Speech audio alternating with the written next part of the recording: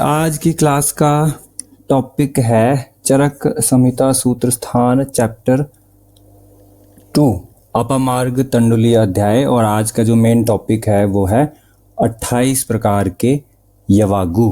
ये एक बहुत इंपॉर्टेंट टॉपिक है। हर साल AIA-PGET में यहाँ से एक क्वेश्चन हमेशा आता है। ठीक है, फॉर 100% यहाँ से एक क्वेश्चन हमेशा बनता है। ठीक है, जैसे 2019 में आया था, फिर 21 में रिपीट हुआ और 22 में भी यहाँ से क्वेश्चन आया था।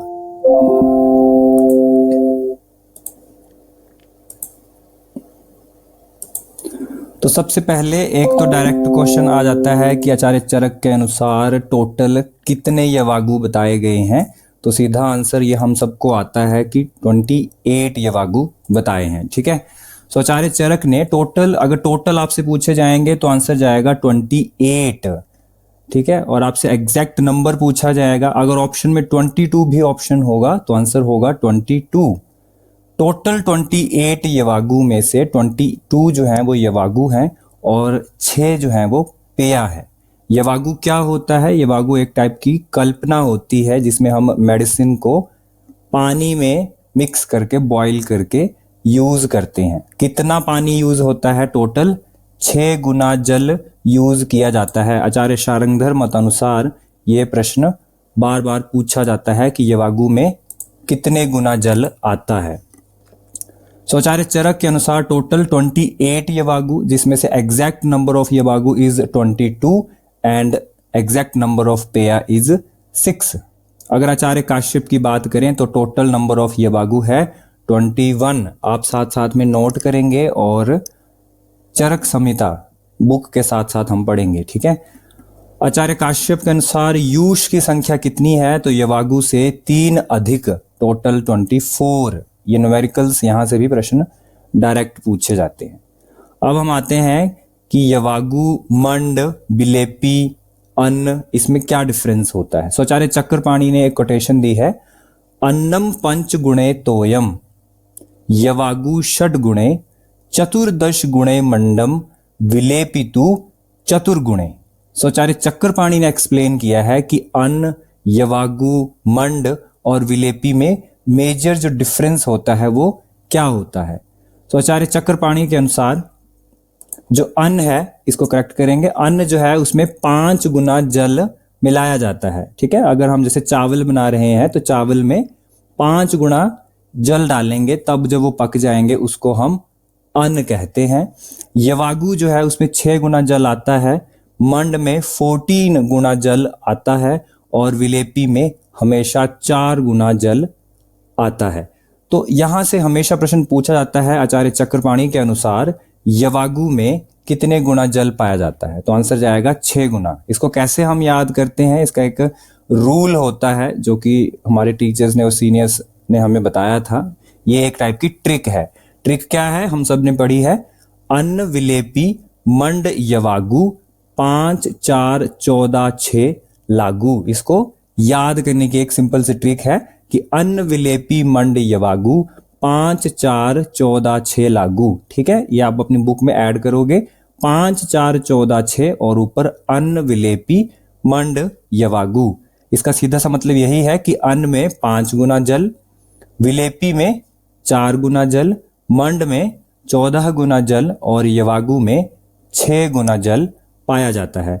ठीक है, तो टोटल नंबर ऑफ यवागु 28। अगर ऑप्शन में 22 है तो 22 आंसर जाएगा। आचार्य काश्यप के अनुसार 21, यूष की संख्या आचार्य काश्यप के अनुसार 24 और अन्न में 5 गुना जल। ये रूल के अकॉर्डिंग हम इसको, इस सिंपल ट्रिक से हम इसको याद करेंगे। तो सबसे पहले अब हम बुक पे आते हैं। 28 प्रकार के यवागु में चरक सूत्र चैप्टर नंबर 2 श्लोक नंबर 17। इसमें आचार्य चरक लिखते हैं कि अतः ऊर्ध्वम प्रवक्ष्यामि यवागुर्वि विविध औषधा। अंडरलाइन करेंगे इस पॉइंट को। विविधानाम विकाराणाम तत् साध्यानाम निवृत्तये। ठीक है, कि यवागु का जो वर्णन किया गया है, क्यों किया जा रहा है? विविधानाम विकाराणाम तत् साध्यानाम निवृत्तये, कि जितने भी विभिन्न प्रकार के रोग हैं, जिस उसमें से जो साध्य रोग हैं उन रोगों की निवृत्ति के लिए या उनसे छुटकारा पाने के लिए हम यहाँ पे यवागु का वर्णन कर रहे हैं। डायरेक्ट क्वेश्चन यहां से उठ के आ जाएगा, यही लाइन उठ के आ जाती है बहुत बार कि विविधानाम विकाराणाम तत् साध्यानाम निवृत्ते। ये जो लाइन है, ये जो कोटेशन है, ये किससे संबंध रखती है? सीधा आंसर जाएगा यवागु। यवागु क्योंकि मैंने स्टार्टिंग में ही बोला इट इज अ फॉर्मुलेशन, ये कोई फूड मटेरियल नहीं है, ये एक मेडिसिन है, एक औषधि है। ऑब्वियसली औषधि का यूज हम विकार की शांति के लिए ही करेंगे, तो इसलिए ये वाली लाइन जो है ये बहुत इंपॉर्टेंट हो जाती है। आप इसको अंडरलाइन करके मार्क करेंगे, इंपॉर्टेंट। अब सबसे पहले यवागु के हम बारे में बात करते हैं। श्लोक नंबर 18 यहां पे आप मार्क करोगे, 2021 डायरेक्ट क्वेश्चन आया था। शूलनाशक यवागु। शूलनाशक यवागु में क्या क्या आता है? पिपली, पिपली मूल, चव्य चित्रक नागरे, यवागु दीपनिया सयात शूलघनी च उपसाधिता। ठीक है, तो शूलनाशक यवागु, यहां पे हम इसको आगे पढ़ेंगे। ये जो यवागु है जिसमें पिपली, पिपली मूल, चव्य चित्रक शुंठी, हम सब जानते हैं इसको पंचकोल कहते हैं। पंचकोल के अंदर क्या आता है? पिपली, पिपली मूल, चव्य चित्रक शुंठी। इन 5 ड्रग्स को, ठीक है, इन 5 ड्रग्स के कॉम्बिनेशन को हम पंचकोल कहते हैं। ये पांचों के पांचों उष्ण वीर्य द्रव्य होते हैं और एक एक कोल के प्रमाण में होते हैं। ठीक है, उष्ण वीर्य द्रव्य है और एक एक कोल के प्रमाण में है, इसीलिए हम इसको पंचकोल कहते हैं। अब ये पांचों के पांचों उष्ण वीर्य हैं, इसीलिए ये वात का शमन करेंगे और इन पांचों को हम पेन किलर्स कहते हैं। ठीक है, सो पहली जो यवागु है दैट इज दीपनीय और शूलग्न यवागु। इसके अंदर क्या आएगा? पंचकोल। पंचकोल के अंदर क्या आता है? पिपली, पिपली मूल, चव्य चित्रक शुंठी। पांचों उष्ण वीर्य द्रव्य है, एक कोल प्रमाण में है, पांचों उष्ण वीर्य हैं, इसीलिए ये 2 काम करेंगे। पिक्चर पे ध्यान से देखेंगे, एक तो ये अग्नि का दीपन कर रहे हैं। इस पिक्चर को ध्यान से देखेंगे, there is no relation with digestion, पाचन शब्द नहीं है, दीपन कर्म कर रहे हैं। और दूसरा एब्डोमेन की पेन को रिलीव कर रहे हैं। तो ये जो यवागु है ये क्या काम करती है? दीपनीय है और शूलग्न यवागु है। और यही डायरेक्ट क्वेश्चन पूछा गया था कि पिपली, पिपली मूल, चव्य चित्रक शुंठी जो यवागु है उसका मेन कर्म क्या है? तो दीपनीय और शूलग्न यवागु। अब इस पंचकोल में, इन 5 उष्ण द्रव्यों में अगर हम एक और उष्ण द्रव्य ऐड कर देते हैं दैट इज मरीच, तो ये हमारा एक्स्ट्रा शॉर्ट हो जाता है। यहां पे आप इसको लिख लोगे अपनी बुक में। द्रव्य गुण का ये प्रश्न है, पूछा जाता है षड उष्ण पंचकोल के 5 द्रव्य और छठा द्रव्य मरीच जब इसमें ऐड हो जाएगा तो इसको हम षड उष्ण कहेंगे। और ये भी पूछा जाता है कि षड उष्ण में कौन कौन से 6 उष्ण द्रव्य आते हैं। ठीक है, तो ये थी हमारी पहली यवागु, श्लोक नंबर 18, शूलनाशक और दीपनीय यवागु। ठीक है, नेक्स्ट यवागु आती है हमारा श्लोक नंबर 19 पे हम आते हैं। ठीक है, 19 नंबर श्लोक है पाचनीय और ग्राही पेया। अब आपको एग्जैक्टली याद करने की जरूरत नहीं है, ऐसे प्रश्न नहीं पूछे जाते हैं कि ये यवागु है या पेया है। पेया के उसके परिप्रेक्ष्य में आपको बस यही याद रखना है कि टोटल नंबर ऑफ पेया जो है वो 6 है, टोटल नंबर ऑफ यवागु जो है वो 22 है। श्लोक नंबर 19 में लिखा है जो पाचनी और ग्राही पेया है उसमें आते हैं ड्रग दधित, बिल्व, चांगेरी, तक्र, दाड़िम साधिता, पाचनी एवं ग्राहिणी पेया। ठीक है, तो ये टोटल ड्रग क्या है, कौन कौन से हैं? First is दधित। दधित जो ड्रग है दैट इज कपित्थ। आप इसको लिखोगे, हम कंफ्यूज नहीं होना है, इसका मतलब दधी नहीं है। ठीक है, दैट इज दधित, जिसको हम कपित्थ कहते हैं या फिर नॉर्मल लैंग्वेज उसको हम कैंथ का पेड़ भी कहते हैं। ये जो फ्रूट है ये कैंथ का फ्रूट है। सेकंड इज बिल्व। ठीक है, बिल्व सबको पता है, एग्ले मार्मेलोज। बिल्व जो है, जो हम नॉर्मल ओपीडी में भी बिल्व आदि चूर्ण देते हैं डायरिया के लिए। ठीक है, third drug is Changeri. Changeri ये वाला जो पत्तियां दिख रही हैं, ठीक है, 3 पत्तियां दिखती हैं, दैट इज चांगेरी। एंड तक्र एंड लास्ट ड्रग इज दाड़िम। दाड़िम हमेशा अम्ल रस होता है तो हमेशा डाइजेशन में हेल्प करता है। तो ये जो यवागु है ये पाचनी और ग्राहिणी पेय है। पाचनी मतलब इट हेल्प्स इन डाइजेशन। इसका कोई भी रिलेशन नहीं है अग्निदीपन के साथ। जो दीपनी थी वो पंचकोल वाली थी, इसमें आप डायग्राम में देख रहे हो यहां पर अग्नि दीपन हो रहा है।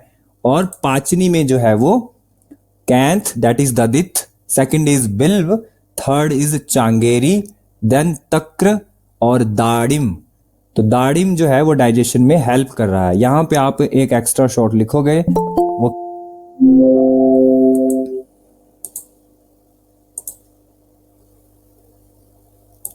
एक्स्ट्रा शॉर्ट्स में लिखोगे आप चांगेरी घृत का रोग अधिकार जो है वो है गुद भ्रंश। गुद भ्रंश की चिकित्सा में चांगेरी घृत का यूज किया जाता है।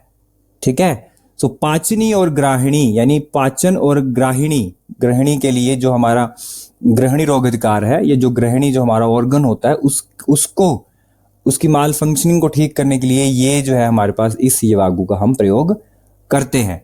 याद करने के लिए हम नेक्स्ट स्लाइड पे जाएंगे। सबसे ज्यादा हम यूज करते हैं एंटी डायरल ड्रग आयुर्वेद में, दैट इज बिल्व चूर्ण। बिल्व चूर्ण का क्या काम होता है? वो एंटी डायरल होता है। ठीक है, डायरिया को ठीक करता है, इसीलिए अतिसारग्न है और पाचक है। इसकी एंटी डायरियल प्रॉपर्टीज है एंड इसमें प्रीबायोटिक प्रॉपर्टीज भी पाई जाती हैं। ठीक है, तो इसीलिए इसको हम पाचनी और ग्राहिणी पेय में यूज करते हैं। तक्र के बारे में थोड़ा सा एक्स्ट्रा शॉर्ट्स लिखेंगे इसमें। तक्र जो है चरक चिकित्सा चैप्टर 14 अर्श रोग अधिकार में आचार्य चरक कहते हैं कि वात श्लेष्म अर्श साम तक्रात परम न अस्ति भेषजम, कि वात और कफज विकारों में और अर्श में तक्र से अन्य कोई औषधि नहीं है। अब इसका सीधा सा मतलब यही है कि तक्र जो है वो उष्ण वीर्य होती है। तक्र जो है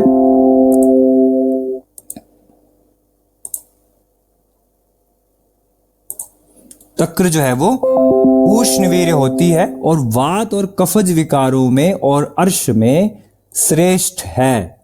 ठीक है, तो तक्र मतलब बटर मिल्क। ठीक है, अब 2022 में जो क्वेश्चन आया था तक्र के संबंध में वो आया था टाइप्स ऑफ तक्र। तो यहां पे आप एक्स्ट्रा शॉर्ट्स करके लिखोगे टाइप ऑफ तक्र अकॉर्डिंग टू चरक। सिर्फ हम नंबर्स आज के लेक्चर में याद करेंगे। अकॉर्डिंग टू चरक तक्र के 3 प्रकार होते हैं और अकॉर्डिंग टू आचार्य सुश्रुत तक्र के 2 प्रकार होते हैं। सो ये बिल्व है, बिल्वादि चूर्ण से हमने बिल्व याद रखा है, और ये तक्र है, और पीछे हमने दाड़िम, ये चांगेरी है, चांगेरी से चांगेरी घृत है, और ये दधित है। ये पाचनी और ग्राहिणी पेय में यूज किए जाते हैं। ठीक है, नेक्स्ट जो हमारी यवागु है वो है श्लोक नंबर 27 में। हम थोड़ा आगे चले जाएंगे, क्यों? इसको याद करने के लिए। श्लोक नंबर 27 में आचार्य चरक कहते हैं दशमूली श्रिता कास हिक्का श्वास कफ अपहा, कि जो दशमूल है वो दशमूल से जो बनी हुई यवागु है वो हिक्का, श्वास और कास और कफज विकारों को ठीक करती है। तो दशमूली यवागु पढ़ने से पहले हम दशमूल के बारे में पढ़ेंगे थोड़ा सा। दशमूल जो है उसकी नॉर्मल प्रॉपर्टीज में हम क्या पढ़ते हैं कि वो कफ और वात हर है। जैसे हमारी तक्र थी वैसे ही दशमूल कफ और वात हर है। अगेन ये भी उष्णवीर्य होते हैं। एक बहुत इंपॉर्टेंट प्रॉपर्टी आती है दशमूल की, that is they are anti inflammatory, हमेशा शोथ हर होते हैं। ठीक है, अब दशमूल यवागु के बारे में बात करते हैं। तो दशमूल जो यवागु है वो हिक्का, श्वास, कास, कफ हर यवागु है, क्योंकि हिक्का भी, श्वास रोग भी और कास भी कफ दोष से होते हैं और वात दोष से होते हैं। और यही हमने पढ़ा कि दशमूल जो है वो वात और कफ हर है। तो इसीलिए हिक्का, श्वास और कास हर जो यवागु है वो दशमूल से बनाई जाती है। यह दशमूल अरिष्ट हम सब ने ओपीडी में यूज किया हुआ ड्रग है, और ये क्या होता है वात और कफज विकारों में प्लस सबसे इंपॉर्टेंट एंटी इंफ्लामेटरी प्रॉपर्टी इसकी होती है। दशमूल के अंदर क्या आता है? 2 ही चीजें आती है ऑब्वियसली, बृहत पंचमूल और लघु पंचमूल। बृहत पंचमूल के ड्रग कौन कौन से हैं ये भी हम एक्स्ट्रा शॉर्ट्स में ऐड करेंगे। शयोनाक, अग्निमंथ, बिल्व, पाटला, गंभारी, याद कैसे करेंगे, छोटी सी ट्रिक से याद कर सकते हैं। सब पीजी, एस फॉर शयोनाक, ए फॉर अग्निमंथ, बी से बिल्व, पी से पाटला एंड जी फॉर गंभारी। और लघु पंचमूल में शालपर्णी, कृष्णपर्णी, बृहति, कंटकारी और गोक्षुर। अब एक और इंपॉर्टेंट चीज हम यहां पे पढ़ेंगे कि चरक सूत्र 4 में जहां पर हम महाक्षाय पढ़ते हैं, वहां पे जो शोथ हर महाक्षाय है वो दशमूल ही है, यानी शोथ हर महाक्षाय के ड्रग्स जो है वो दशमूल। इसीलिए मैंने पहले ही बताया था कि दशमूल जो होता है उसकी एंटी इन्फ्लामेटरी क्वालिटीज होती हैं। इसीलिए साथ में हमने एक महाक्षाय भी याद किया, दशमूल, जो कि शोथ हर महाक्षाय के अंदर आता है। नेक्स्ट जो हमारी यवागु है दैट इज वातज अतिसार में, ठीक है, वातज अतिसार वाली यवागु श्लोक नंबर 19, श्लोक नंबर 19 में आता है पेया सवाते पंचमूलिकी। वातज अतिसार में जो पेया यूज की जाती है वो पंचमूलिकी है। पंचमूलिकी मीन्स लघु पंचमूल। तो लघु पंचमूल जिसमें शालपर्णी, कृष्णपर्णी, बृहति, कंटकारी और गोक्षुर जो ड्रग आते हैं, लघु पंचमूल वो वातज अतिसारघ्न होते हैं, यानी लघु पंचमूल सिद्ध जो पेया है वातज अतिसार को ठीक करती है। याद कैसे रखेंगे, यहां पे सीधा ही, अगर क्योंकि संस्कृत में यही टर्म है सवाते पंचमूलिकी, तो मूलिकी शब्द से हम ऐसे याद रखेंगे, मूलिकी मतलब कोई छोटी चीज, तो मूलिकी से हम याद रखेंगे कि ये लघु पंचमूल की बात कर रहे हैं। नेक्स्ट जो हमारी यवागु है दैट इज श्लोक नंबर 20, ये पित्त और श्लेष्म अतिसारघ्न पेया।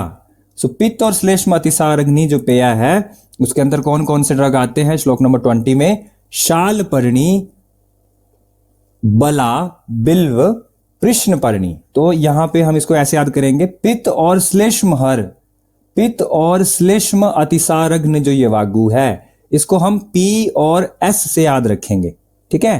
पी मतलब पित्त, एस मतलब श्लेष्म, इसी शब्द से हम इसको याद करेंगे। पी मतलब कृष्णपर्णी, एस मतलब शालपर्णी। यहां पे थोड़ी सी करेक्शन है, आपकी बुक में लिखा होगा बला, ठीक है, तो बला ही आपने ध्यान रखनी है। कई बार इसको लोग बाल बिल्व करके पढ़ते हैं, ठीक है, तो यहां पर बला शब्द ही याद रखना है, ठीक है, यहां पे बला शब्द याद रखेंगे, बला और बिल्व। तो पित्त और श्लेष्म अतिसारघ्नि जो यवागु है दैट इज पी फॉर कृष्णपर्णी, एस फॉर शालपर्णी, देन बला, देन बिल्व और दाड़िम अम्ल। दाड़िम अम्ल हम इसीलिए ऐड कर रहे हैं क्योंकि पित्त और कफज अतिसार में ऑब्वियसली दाड़िम जो है वो डाइजेशन में हेल्प करेगा। बिल्व हम इसीलिए यहाँ पे यूज कर रहे हैं क्योंकि वो एंटी डायरियल प्रॉपर्टी का होता है, तो बिल्व तो हमेशा यूज होगा। शालपर्णी, कृष्णपर्णी हम पी और एस से याद रखेंगे, और बला हमने इसमें ध्यान रखनी है। बला का नाम क्या है, एक्स्ट्रा शॉर्ट्स में आप ऐड करोगे, बला का बोटेनिकल नेम है सिडा कॉर्डिफोलिया, और बला हमेशा बल्य होती है। ये जो पिक्चर है ये बला की है और ये शरीर में बलवर्धक होती है। जब भी अतिसार होता है, जब भी किसी भी पेशेंट को डायरिया होता है तो फ्लूइड लॉस होने की वजह से उस पेशेंट में बल की कमी हो जाती है, वीकनेस पेशेंट को आती है। इसीलिए इस यवागु में हम बला ऐड करेंगे ताकि पेशेंट का बल बढ़ जाए। सो पित्त श्लेष्म अतिसारघ्नि यवागु में पी फॉर कृष्णपर्णी, एस फॉर शालपर्णी, देन हम बल को बढ़ाने के लिए बला डालेंगे। बिल्व हमारा एज यूजुअल उसमें डलेगा क्योंकि वो डायरिया को रोकेगा, और दाड़िम अम्ल यानी खट्टा जो दाड़िम होता है वो हम डालेंगे उसमें ताकि हमारी डाइजेशन जो है वो इंप्रूव हो। सो ये है श्लोक नंबर 20 जिसके बारे में हमने डिस्कस किया अभी। शालपर्णी बला बिल्वे, ठीक है, बाल बिल्व नहीं है ये, बला बिल्व है। कृष्णपर्णी च साधिता दाड़िम अम्ल। अब यहाँ पे एक चीज हम ध्यान रखेंगे, इसमें एक चीज ऐड करेंगे जो हमने श्लोक में पढ़ी, कृष्णपर्णी, शालपर्णी और कृष्णपर्णी। तो ये जो है ये पित्त श्लेष्म अतिसारघ्नि पेया है। नेक्स्ट आती है सबसे इंपॉर्टेंट श्लोक नंबर 21। This is the most important यवागु जो कि बार बार पूछी जाती है। दैट इज रक्त अतिसार घनी पेया या रक्त अतिसार घनी यवागु। रक्त अतिसार यानी अतिसार में रक्त के साथ अतिसार होना। तो श्लोक में आचार्य चरक कहते हैं पयस्य अर्धोद के छागे, छागे मतलब अजा, पयस्य अर्धोद के यानी दूध में आधा उदक, अर्ध उदक, छागे मीन्स अजा। ह्रीवेर उत्पल नागरे पेया रक्त अतिसार घनी कृष्ण पर्णे च साधिता। बहुत इंपॉर्टेंट है, इसको याद करेंगे कैसे। रक्त अतिसार घनी यवागु में क्या क्या आता है, पयस्य अर्धोद के छागे, इसको आप अंडरलाइन करेंगे, ह्रीवेर उत्पल नागरे तक। तो रक्त अतिसार घनी यवागु में क्या क्या आता है, बकरी का दूध आएगा और जितना बकरी का दूध डाला जाएगा उतना ही उदक डाला जाएगा, यानी आधा बकरी का दूध और आधा उदक यानी पानी डाला जाएगा। इसके अलावा ह्रीवेर, उत्पल और नागर, ये तीनों ही चीजें शीतवीर्य होंगी।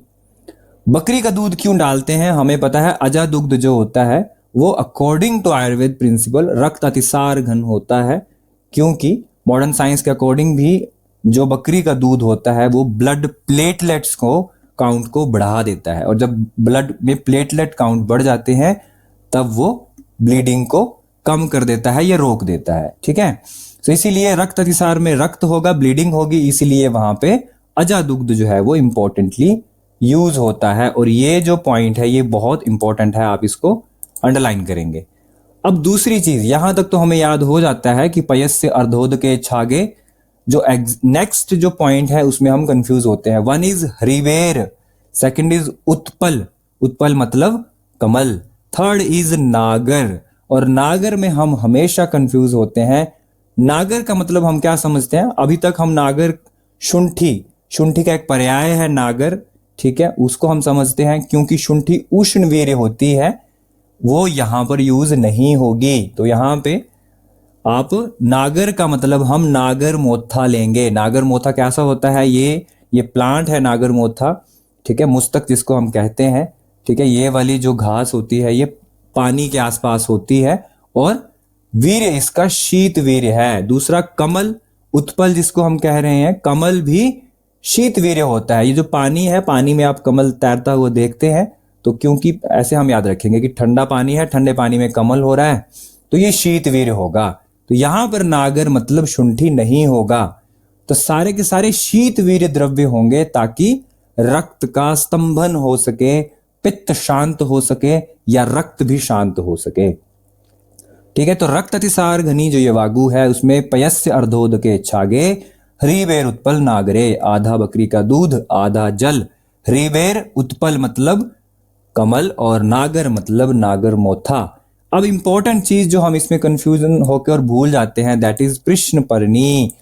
रक्त अतिसार घनी यवागु में ये सारे ड्रग तो आते ही हैं, लेकिन पी फॉर कृष्ण पर्णी जो पीछे हमने पढ़ा, ठीक है, जो पीछे हमने याद किया था कि पित्त और श्लेष्म अतिसार घनी यवागु में पी फॉर कृष्ण पर्णी। तो कृष्ण पर्णी जो है वो पित्त को शांत करती है, इसीलिए वो रक्त को भी शांत करेगी और रक्त अतिसार घनी यवागु में भी यूज होगी। और यहां पर हमने एक ही चीज ध्यान देनी है कि नागर का मतलब यहां पर शुंठी नहीं है, नागर का मतलब नागर मोथा है या मुस्तक है, जो कि शीत वीर्य होता है। नेक्स्ट यवागु है श्लोक नंबर 22, दैट इज आम अतिसार घनी यवागु। दद्यात स अति विषा पेया स आमे स अम्लम स नागरम। इसको हमने ऐसे ही याद करना है। क्या कहा, अति विषा स आमे स अम्लम स नागरम। अब जैसे आम अतिसार में ऑब्वियसली आम इन्वॉल्व होगा। आम यानी अनडाइजेस्टेड जो फूड मटेरियल होता है, और आम का पाचन करने के लिए हमारे पास हमेशा उष्ण वीर्य द्रव्य ही होने चाहिए। ठीक है, इसलिए जो पहला ड्रग आता है दैट इज अति विषा। अति विषा अत्यंत उष्ण वीर्य होता है, जैसे नाम से ही क्लियर है, अति विषा का मतलब बहुत ज्यादा विष वाले द्रव्य। हालांकि ये विष नहीं होता है, लेकिन बहुत ज्यादा विष वाले गुण इसमें पाए जाते हैं, जैसे उष्ण वीर्य होना। दूसरा आता है इसमें नागर। अब यहां पर नागर का मतलब नागर मोथा नहीं होगा क्योंकि वो शीतवीर्य द्रव्य है, और आम की डाइजेशन के लिए हमें शुंठी का ही प्रयोग यहां पे करना है, और यहां पर नागर का मतलब शुंठी होता है। एंड स अम्ल का मतलब अम्ल रस वाले द्रव्य जैसे दाड़िम है, ठीक है। तो दाड़िम या अम्ल रस वाले जो भी द्रव्य हैं वो डाइजेशन में हेल्प करते हैं, जैसे हमने पहले भी पढ़ा है। तो स आम अतिसार, यानी आम अतिसार नाशक जो यवागु है उसमें अति विषा यानी उष्णवीर्य अति विषा, अम्ल रस और नागर मतलब शुंठी का प्रयोग किया जाता है। नेक्स्ट जो यवागु है वो है मूत्र कृच्छ घनी पेया।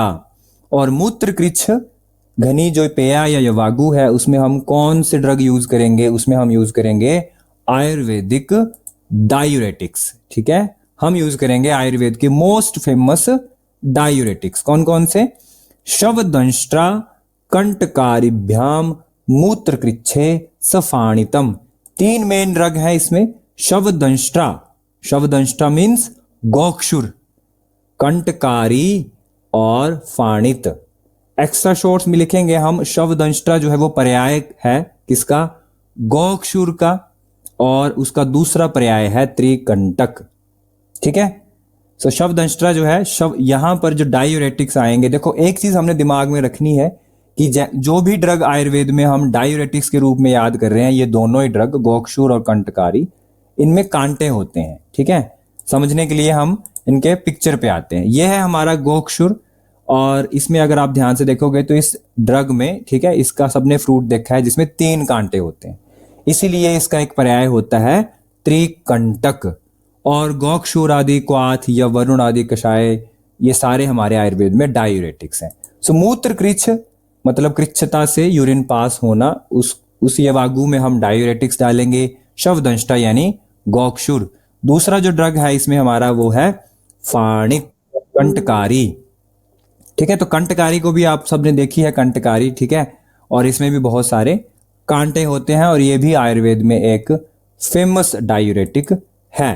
थर्ड जो मोस्ट फेमस डायूरेटिक है आयुर्वेद में, दैट इज फाणित।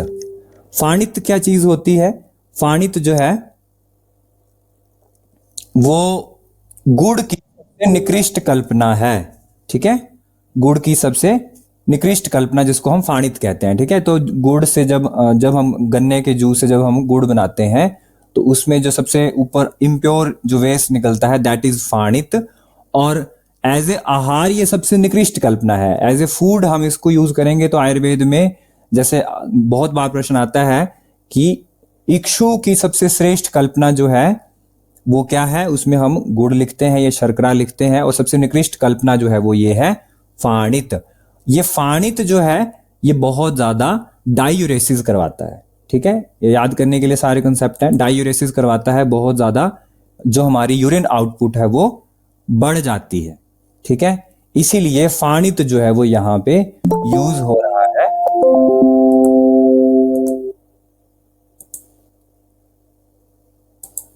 फाणित जो है वो यहां पे यूज हो रहा है एज ए डायूरेटिक, इसीलिए हम इसको यूज करेंगे मूत्र कृच्छ नाशक यवागु में। और फिर नेक्स्ट यवागु हम आते हैं कृमिघ्न यवागु। कृमिघ्न यवागु में हमारे पास श्लोक नंबर 23 में, आप बुक खोल के देखोगे, श्लोक नंबर 23 में है विडंग पिपली मूल शिग्रु मरिचेन च तक्र सिद्धा यवागु सयात कृमिघ्ने ससुवर्चिका। बहुत इंपॉर्टेंट ये यवागु है, और यहां से भी प्रश्न 2 बार पूछा गया है। तो कृमिघ्न यवागु में कौन कौन से ड्रग आएंगे? सबसे फेमस ड्रग आयुर्वेद का मोस्ट फेमस एंटीमाइक्रोबियल विडंग। ये विडंग का बीज है, ये विडंग हम सब ने देखा है। एंड आयुर्वेद में ये 2 बेस्ट एंटीमाइक्रोबियल ड्रग हैं, वन इज विडंग एंड सेकंड इज शिग्रु। तो जो कृमिघ्न यवागु है इसके ड्रग कौन कौन से हैं? विडंग, पिपली मूल, शिग्रु और मरीच। आपने ये हमेशा ध्यान रखना है, यूपीएससी जैसे एएमओ एग्जाम में हमेशा यहां पे कंफ्यूज किया जाता है, पिपली मूल की जगह पे पिपली डाल दी जाती है। तो पिपली नहीं है, पिपली मूल है। याद कैसे करेंगे? ये मूल रूप से कृमि का नाश करता है, यानी कृमियों को कंप्लीटली नष्ट कर देगा। हमारे शरीर में कृमि होने का मेन कारण होता है कफ दोष, और ये जितने भी ड्रग हैं ये एंटी माइक्रोबियल हैं और उष्णवीर्य हैं और कफ दोष नाशक हैं। सो दो ड्रग तो हमें इमीडिएटली याद हो जाएंगे। वन इज बिडंग, जो कि हमें पता है एंटी माइक्रोबियल है, best anti microbial in Ayurveda. शिग्रु इज आल्सो अगेन विषग्न भी है और एंटी माइक्रोबियल भी है इन आयुर्वेदा। सो बिडंग और शिग्रु हमें बिल्कुल याद है। पिपली नहीं है इसमें, पिपली मूल है, क्योंकि ये यवागु मूल रूप से कृमियों को हर लेती है। And the last drug is मरीच। ठीक है, मरीच आपने ध्यान रखना है। मरीच को आप कैसे याद रखोगे कि कृमि जो है वो मर जाते हैं। इसमें बिल्कुल कंफ्यूज नहीं होना, इसमें शुंठी नहीं है, कंफ्यूज नहीं होना है। आप लिख सकते हो इसको, जहां पे ये श्लोक नंबर 23 लिखा है, आप यहां पे लिखोगे मरीच है, शुंठी नहीं है, पिपली नहीं है, पिपली मूल है। ठीक है, अब पेपर का स्टैंडर्ड बहुत हाई हो गया है और वहां पे ये पूछा जाता है कौन सा ड्रग नहीं है कौन सा है, तो कंफ्यूज नहीं होना है। बिडंग है, शिग्रु है, पिपली मूल है, पिपली नहीं है, मूल रूप से कृमियों का नाश हो रहा है। मरीच है क्योंकि जो कृमि है वो मर जाते हैं। अब ये तो इसके ड्रग हैं, अब हम इसमें लिक्विड क्या डालेंगे? तक्र सिद्ध यवागु। तक्र यानी बटर मिल्क। पीछे हम याद कर रहे थे तक्र का हमने कहां पे प्रयोग किया था, तो यहां पर भी वहां पर हमने ये भी पढ़ा था कि तक्र जो होती है वो उष्णवीर्य होती है, तो यहां पर भी तक्र का प्रयोग किया जा रहा है जो कि कृमिघ्न यवागु है, वहां भी तक्र सिद्ध यवागु है। अब जो मोस्ट इंपॉर्टेंट जहां से बार बार क्वेश्चन पूछा जाता है वो है सुवर्चिका क्षार। क्षार जो है उसकी भी एक्टिविटी एंटी माइक्रोबियल होती है। आयुर्वेद में जब जब हम क्षार पढ़ते हैं हमने पढ़ा है कि क्षार उष्णवीर्य होता है। ठीक है, तो अब इसको हमने याद कैसे रखना है कि यहाँ पे दो लिक्विड डाले गए हैं, वन इज तक्र एंड सेकंड इज क्षार। क्षार कौन सा?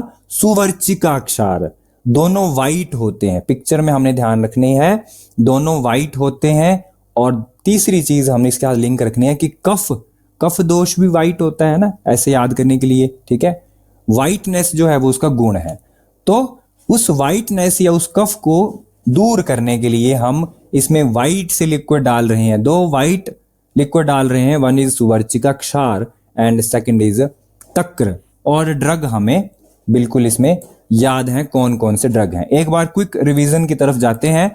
हमने आज के लेक्चर में क्या पढ़ा? हम आज का जो हमारा टॉपिक है वो है 28 यवागु। यवागु क्या होती है? यवागु एक टाइप की आयुर्वेदिक फॉर्मुलेशन है जिसमें औषधियां होती हैं, और इट इज नॉट आहार फॉर्मुलेशन। इसमें औषधियां पाई जाती हैं और 6 गुना जल डाला जाता है। एक इंपॉर्टेंट न्यूमेरिकल्स हमने यहाँ पे डिस्कस किए थे। आचार्य चरक ने टोटल 28 यवागु बताए हैं, जिसमें से अगर एग्जैक्ट नंबर पूछा जाएगा तो 22 हैं, 6 जो हैं वो पेया हैं।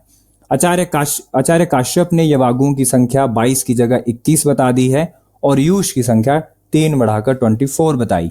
आचार्य चक्रपाणी ने इन डेफिनेशन को और क्लियर किया कि अन्नम पंच गुणे तोयम यवागु षड्गुणे चतुर्दंश गुणम मंडम विलेपितु चतुर्गुणे। तो अन्न का मतलब आचार्य चक्रपाणी के अनुसार अन्न वो फॉर्मुलेशन है जिसमें हम 5 गुना जल डालते हैं। जब भी हम कुकर में चावल पकाएंगे तो 5 गुना जल डालेंगे, तब वो अन्न कहलाएगा। यवागु में हमेशा 6 गुना जल डाला जाता है, मंड में 14 गुना जल डाला जाता है और विलेपी में 4 गुना जल डाला जाता है। फिर इसको याद कैसे किया हमने? एक रूल से, अन्न विलेपी मंड यवागु 5 4 14 6 लागू। इसको बार बार हम रिपीट करेंगे तो ये हमें याद हो जाएगा। फिर हमने यवागु शुरू किया था, श्लोक नंबर 17 मैंने अंडरलाइन करवाया। सेकंड पोर्शन, विविधा नाम विकाराणाम तत्साध्यानाम निवृत्तये, यानी हमारे आयुर्वेद में जो विविध साध्य विकार कहे गए हैं, ऐसी व्याधियां जो साध्य हैं, उन साध्य व्याधियों के ट्रीटमेंट के लिए हम यवागु का वर्णन कर रहे हैं। तो यही डायरेक्ट लाइन उठ के आ जाती है, विविधा नाम विकाराणाम तत्साध्यानाम निवृत्तये। ये किसके लिए कहा गया है? ऑप्शन में आंसर जाएगा यवागु, क्योंकि यवागु मैंने पहले कहा ये एक मेडिकेटेड फॉर्मुलेशन है। फिर हमने पहली यवागु पढ़ी जो कि 2019 और 21 में रिपीट हुई थी, शूलनाशक यवागु, दीपनीय और शूलनाशक यवागु, पिपली पिपली मूल चव्य चित्रक नागरे। इसको हमने कैसे याद किया कि दीपनी और शूलग्न यवागु पंचकोल वाली यवागु है। पंचकोल क्या होता है? ये 5 ड्रग होते हैं जो कि पांचों उष्णवीर्य होते हैं और एक एक कोल के प्रमाण में पाए जाते हैं और इसको हम पंचकोल कहते हैं। पंचकोल क्योंकि पांचों ही उष्णवीर्य हैं तो ऑब्वियसली ये वात दोष का शमन करते हैं। तो वात दोष का शमन करने की वजह से इसको हम पेन किलर्स कहते हैं, पेन किलर्स। ठीक है, तो पिक्चर में हमने देखा कि ये जो दीपनीय यवागु है वो शूलनाशक यवागु भी है। तो ये दीपन करती है, अग्नि का दीपन यहां पे कर रही है, नो रिलेशन विद पाचन।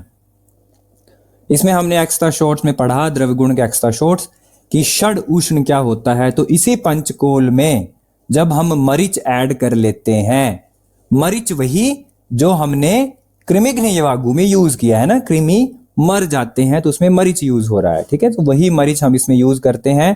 तो ये 6 ड्रग हो जाएंगे और 6 के 6 क्योंकि उष्णवीर्य हैं इसीलिए हम इनको षड उष्ण कहते हैं। और ये 2 काम कर रहे हैं जैसा पिक्चर में दिख रहा है, वन इज अग्निदीपन and second is pain relief. So these are Ayurvedic pain killers.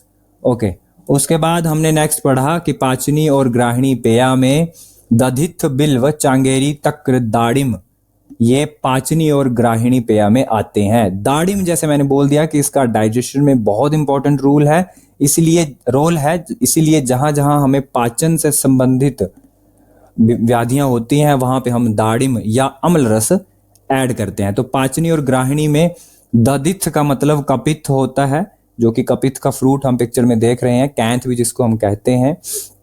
बिल्व का बहुत इंपॉर्टेंट रोल है पाचन और एंटी डायरियल एक्टिविटी में।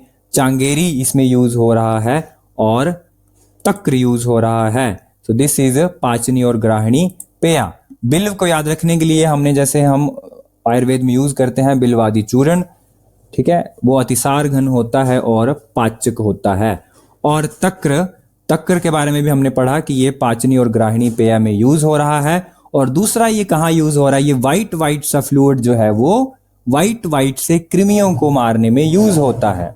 तो तक्र के बारे में आचार्य चरक ने चरक चिकित्सा में कहा है, एक्स्ट्रा शॉर्ट्स में हमने पढ़ा कि वात श्लेष्म अर्श साम तक्रात परम न अस्ति भेषजम, कि वात और कफज विकारों में और अर्श में तक्र से अन्य कोई भी औषध नहीं है। इसका सीधा सा मतलब यही है कि तक्र का प्रयोग वात और कफ में किया जा रहा है, तो ये उष्णवीर्य है। इसीलिए हमने एक्स्ट्रा शॉर्ट्स में ऐड किया, जो कि 2022 का डायरेक्ट क्वेश्चन था, टाइप ऑफ तक्र। सो आचार्य चरक के अनुसार तक्र के 3 प्रकार हैं। कौन से प्रकार हैं ये हम चरक चिकित्सा में डिस्कस करेंगे।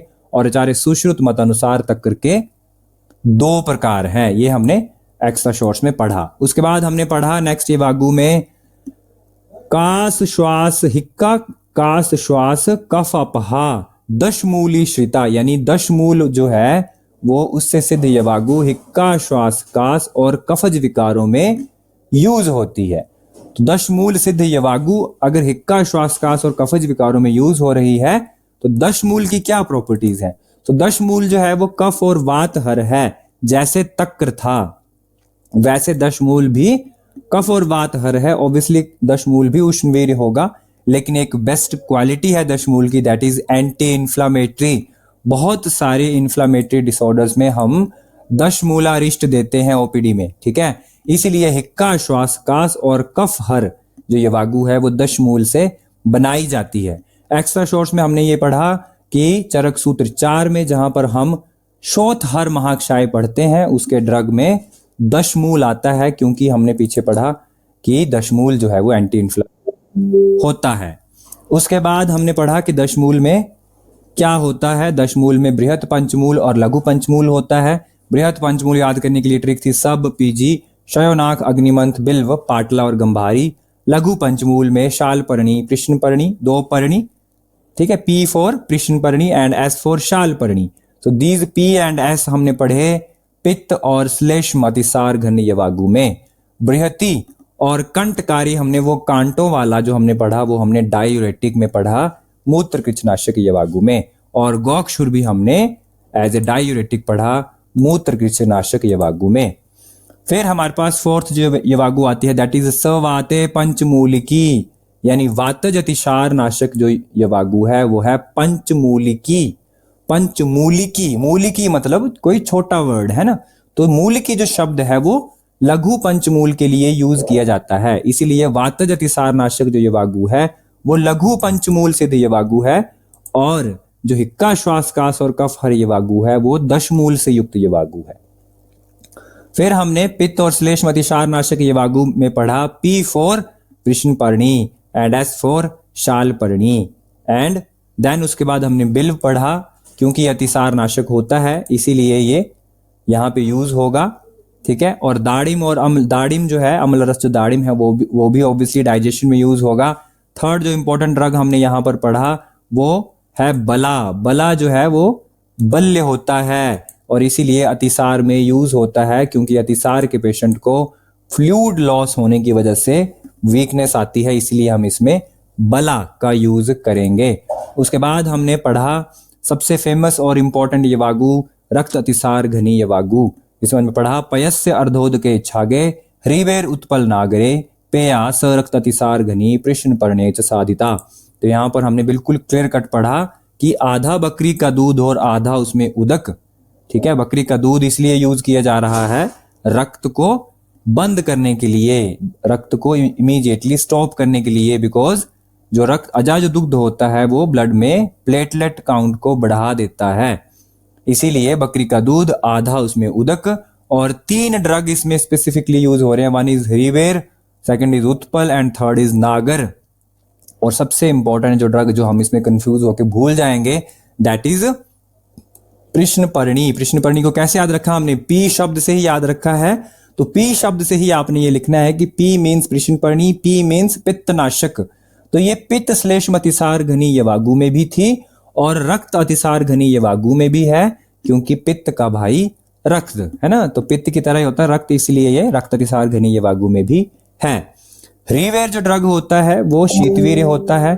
उत्पल अगेन कमल है, शीतवीर्य होता है कमल, जो कि कमल का फूल हम इसमें देख रहे हैं पानी में है, तो ये शीतवीर्य होगा, याद रखेंगे इससे।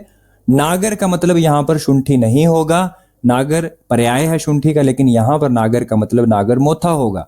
नागर मोथा भी एक टाइप का शीतल द्रव्य है, मुस्तक जिसको हम कहते हैं, इसका रॉ मटेरियल ऐसा होता है, वैसे ये ऐसी घास जैसा होता है जो कि पानी वाले एरिया में ज्यादा पाया जाता है, इसलिए ये भी शीतवीर्य होता है। तो ये 3-4 जो ड्रग हैं ये शीतवीर्य होंगे, क्योंकि रक्त अतिसार घनी यवागु में हमें रक्त या फिर पित्त का शमन करना है। तो हमने बस एक चीज यहाँ पे ध्यान दी कि यहाँ पे शुंठी, नागर का मतलब यहाँ पर शुंठी नहीं है, नागर मोथा है। उसके बाद हमने पढ़ा आम अतिसार नाशक यवागु और मूत्र कृच नाशक यवागु। आम अतिसार में हमने आम का पाचन करना है, इसलिए सारे के सारे उष्णवीर्य द्रव्य हैं। कौन कौन से? पहला जो है वो अति विषा, नाम से क्लियर है अति विषा, अति विशाली, लेकिन अति विषा विशाली नहीं होती है, इसका मतलब यही है अति उष्ण। विष जो है वो उष्ण होता है, तो अति विषा जो है वो उष्ण है, इसीलिए आम का पाचन करती है। नागर का यहां मतलब शुंठी होगा, इसीलिए आम का पाचन करेगा। अम्ल रस अगेन आम का पाचन करता है, जैसे दाड़िम करता है। मूत्र कृच नाशक यवागु में डायूरेटिक्स आएंगे, फेमस आयुर्वेद के डायूरेटिक्स। 3 सबसे बेस्ट आयुर्वेदिक जो डायूरेटिक्स है दैट इज शवदंष्ट्रा, सेकंड इज कंटकारी एंड थर्ड इज फाणित।